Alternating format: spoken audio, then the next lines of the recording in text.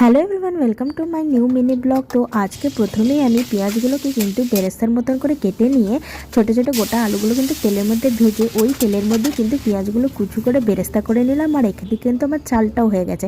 এতক্ষণে বুঝেই গেছে যে আজকে আমি বানাচ্ছি হচ্ছে বিরিয়ানি। তো আমি কিন্তু মাংসকে ম্যারিনেট করে রেখেছিলাম। তো তোমরা যে যেমন পারো ম্যারিনেট করে মাংস কষিয়ে নেবে। আর এখানে কিন্তু গোটা গরম মশলাগুলোকে আমি কিন্তু একবার তাওয়াতে গরম করে নিয়ে মিক্সিতে পিষে নিয়েছি। অ্যান্ড দেন এখানে আমার মাংসও হয়ে গেছে। দেন আমি শুরু করলাম বিরিয়ানি সাজানো। আর এতদিনে সবাই কিন্তু জানো মোটামুটি বিরিয়ানি কীভাবে সাজাতে হয়। বেরেস্তা, মশলা, নুন, ঘি, গোলাপ জল, একটুখানি আথর, একটু রং, কেশর ভেজানোর জল, এই সমস্ত দিয়েই কিন্তু বিরিয়ানি সাজাতে হয়, যেরকম পরপর লেয়ার সাজাতে হয়। তো আমিও এখানে লেয়ারগুলো সাজিয়ে নিচ্ছি। অ্যান্ড দেন লেয়ারগুলোকে সাজানোর পর প্রায় আমি 1 ঘন্টা থেকে 1 ঘন্টা পুরোপুরি দিইনি, 45 মিনিট 40 মিনিট দম দিয়েছিলাম। অ্যান্ড দেওয়ার পর আমার রেডি হয়ে গেল বিরিয়ানি। তো চলো তোমরাও বানাও, দেখাবে পরের একটা মিনি ব্লগে।